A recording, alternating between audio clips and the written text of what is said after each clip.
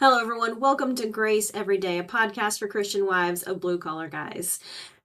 Today, we're going to talk about how to thrive in a season of waiting or a season of wilderness. But we're going to get to that in just a few minutes. But before I do, I just wanted to share a story. Mac and I were in Texas speaking. We're in Houston speaking last week. And we got done speaking in the morning. We had a morning session. And so we went and got some breakfast afterward because our flight wasn't until after lunch. So before we headed to the airport, we wanted to just stop and have breakfast there at the hotel. So we walked into the hotel and it was probably mid-morning, about 10 o'clock maybe. So kind of in between, the busy morning breakfast time and then not quite lunchtime yet. And we had just the most enjoyable experience with our server. Her name is Miss D, and she came up to the table and just spry and moving with so much energy, but definitely a little bit of an older lady. And she shared with us, she is 70 years old and a 19-year cancer survivor. So it was just pretty cool to see someone who has obviously navigated some hardships and difficulties with her health, and yet she's gone on to overcome that, and she's just chipper, energetic, and just one of the greatest experiences we've had as with someone as a server. Just a beautiful attitude and just real caring, kind person. So it was just such a sweet story, and I think it just tied nicely into the topic for today, because we all go through seasons of maybe not adversity, but maybe seasons of waiting, or seasons where we're just, we're not yet where we want to be, and we're almost in just a wandering or a wilderness or a season of waiting. We see this over and over and over again, examples of this in the Bible, where God uses those time periods to prepare us for something. And so I think that's really important here, is when we're in that season, rather than just drifting through that season of waiting, or, when we just maybe not quite as focused, or we are just in a place where we are maybe feeling stuck, just remember that this is not just a season of feeling lost, but a season of growth and a season of preparing for what's to come next. And I think it's easy to lose that perspective, but we see over and over and over again in the Bible how God uses that to prepare someone for what's coming next, for a season to help them grow into the person who can accomplish what he's going to give them next. So I love that perspective first and foremost, but I wanted to break down and just share that an acronym that I use with you that kind of just gives you kind of an overview or a guideline in how to navigate that season of maybe in between jobs, or in between careers, or transitioning from one phase of life to another, and just maybe not sure yet what direction to go in. Or maybe it's a season literally of waiting, where God has just said, no, wait, hold here. We all go through those times. It's just part of life, right? But how do we thrive? How do we make sure that we are intentional, living with intention, even in that season? So I'm just going to share with you, I use this acronym, and I love a good acronym or a good acrostic. And today, I'm going to share with you PRAY, P-R-A-Y. It's kind of my acronym for navigating through that season of waiting. First and foremost, the P stands for pause. Don't make any big decisions if you can, if it's possible, right? Because sometimes if we're in the season of waiting, or we feel like we're in a season of a valley instead of a peak in terms of life experiences, it's easy to make the wrong decision, because our perspective is different if we're down in the valley than on top of the mountain, right? You're going to see things from a different perspective. And so if you can, try not to make any big life-changing, impactful decisions in that season, if that's possible. Now, it's not always, of course, but just, even if you do find yourself having to make a big decision, make sure you spend an extra bit of time on reflection and prayer and thought, intentionally thinking about that and the decision, the possible outcomes and the benefits, and which one is going to move you forward, right? And it's not just not just about relative decisions, but just in general. If you're in that season of waiting, pause, right? Make sure that you have time for reflection and prayer every single day. Are you listening to what God is trying to teach you in this season? What are the lessons here? And maybe more important to think about is, who are we becoming in that season of growth? And it is a season of growth. And like I've shared with you over and over again, growth is usually not fun, right? But this season of waiting or just drifting, maybe on a pause, make sure that you are intentionally pausing and spending time reflecting on that. What should I be learning here? What is God trying to teach us in that moment, in that season? And who are we becoming because of it, right? Who do we want to become? What do we want to take out of this? And who do we want to be on the other side of this fog or this season? Number R stands for renew. Sometimes it's hard to remember, particularly if it's a tough season, not just a season of waiting, but really a season where you're either physically or mentally or just spiritually kind of down low, and you are waiting on something to change or for God to kind of open the next door.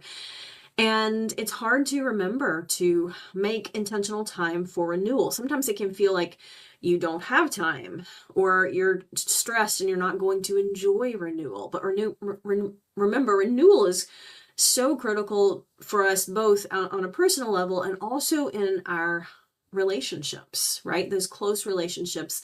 Are we making time not just for renewal of ourselves and filling our own tank back up, but also pouring back into those relationships a little bit? Because sometimes it's unfortunate that the people that are close to us, the closest to us, sometimes see the worst of it, particularly when we are going through a tough time in life, or a season, a trial season, a season of growth, or a season of waiting. So when we think about that, making sure that we are intentionally practicing some renewal. I love Stephen Covey calls it sharpen the saw, right? And we should always be intentional about doing that, but don't neglect that in those tougher seasons of life, because sometimes it's kind of like exercise, for example. It's easy for that to feel less important when you are stressed or busy or challenged, or you just have too many things going on, too many things you're juggling. It's easy to say, well, I'll put that one to the side. And yet it's those important things that don't necessarily feel urgent in the moment, the sharpening of the saw, the renewal of ourself, it's going to help us stay strong mentally and positive, and keep us spiritually lifted. That renewal is so critical and so important, and yet sometimes it's one of the first things that we toss out the window in those seasons. So don't neglect that time for renewal. One of my favorite words, attitude.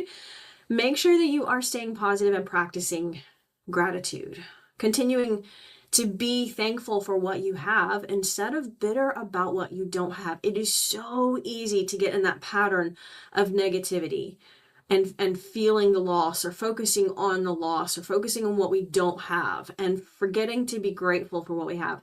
My grandmother used to say, thank God it's as good as it is, because it could always be worse. And I love that. She would just go around saying that. Thank God it's as good as it is, because it could be worse.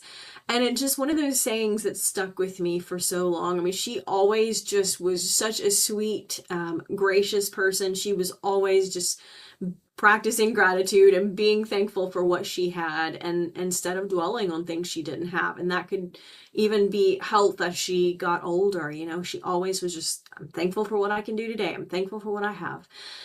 And there again, this is one of those things that it's easy to get lost when we are going through that wilderness season in life, or waiting, or a challenge, adversity, anything a trial that we're facing, we're trying to push through. It's easy sometimes to lose sight of the importance of attitude, right? Attitude is the one thing that changes everything else. I'm reminded over and over again of the story of Corrie ten Boom and the fleas, right? And I brought this up not too long ago. I was running with a group of friends, and we were talking about, it's summertime, and it's in Georgia. It's hot. It's very humid. It's pretty miserable running weather. And yet we were just talking about the flies particularly the horse flies this time of year, are just so bad when you're out running. Of course, and you're sweating, and so the horse flies will just land on you, and you might not even feel them. Boy, you sure feel it when they bite. And so we're running through a section that just really had a lot of horse flies, and I just had to laugh, and I said, well, you know what? We just like Corrie ten Boom had to be grateful for the fleas. We are going to be grateful for whatever reason the horsefly exists. I have no idea, but I'm quite sure God has a purpose for that horsefly. It probably feeds some kind of particular bird. I don't know. But there again, remembering to be thankful for what we have and focusing on what we have, that season of the attitude of gratitude, and just saying, you know what, I'm going to stay positive, focusing on what I have. And then last, this one might be the most difficult, is yield. Occasionally, when the answer is no, we have to remember we don't always know the reason, but we always trust that there is a reason. And sometimes it's so difficult to just yield that up and say, okay, the answer is no, right? I yield that up to God. I give that to God. Why? I think it's just a little bit of human nature to say, particularly when we are praying for something, or we want something, or working towards something, it's very easy for us to just say, well, the answer wasn't what I want it to be. And so, that's easy for us to turn bitter. But yielding is just saying, you know what? I don't always know the reason. I don't always understand the reason, but I know there is a reason. And I'm going to have faith, right? I'm going to make the decision to have faith, to have trust that there is a plan, even if I don't know it. And I think my favorite example of this in the Bible is the story of Shadrach, Meshach, and Abednego in Daniel, chapter 3. And if you remember the story, or if you don't remember the story, the king at the time, Nebuchadnezzar, had made this giant idol statue and commanded that everyone should worship it. And Daniel and, well, his three friends, Shadrach, Meshach, and Abednego, refused to worship the idol because they followed God, and they would not worship the idol. They were like, we will only worship God. And the king was so infuriated. He was so furious when he heard of that. He heard of their refusal to worship the idol. So he brought them in, and he said, I command you to kneel down and worship this idol. And they were like, no.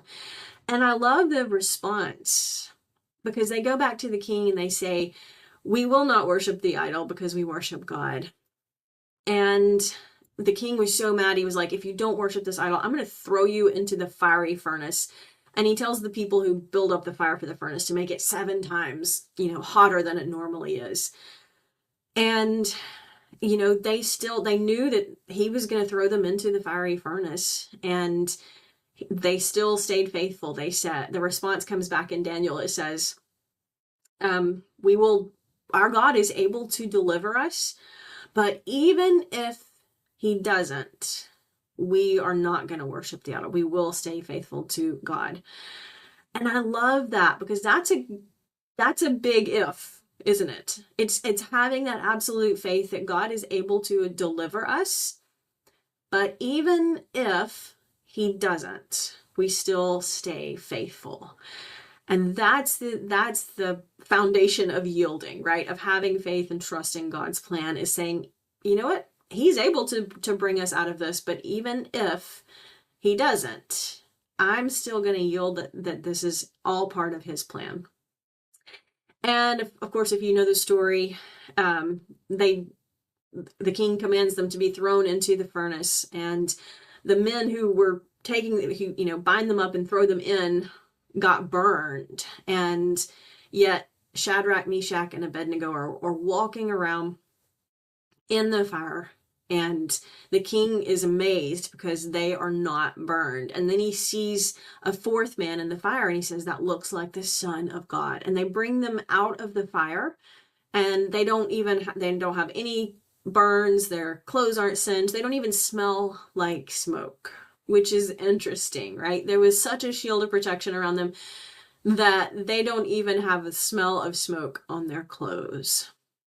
It's a wonderful story, right? It's a good story to go back. If you haven't read it recently, or maybe you've never read it, it's a great story to go back and learn from that response, right? That complete faith decision, that yielding and saying, God can deliver us, but even if he doesn't, I'm still going to have faith. I'm still going to trust in that. Again, just a great story to remind us to go back and read and reflect on when we're in that season of adversity or that season of trial. Because we all need that encouragement, right? Every single day, it's so easy to get discouraged when we feel like sometimes the answer is no. Go back and read that story and it will certainly inspire you. Because remember, life is tough, but God's grace is always enough. Until next time.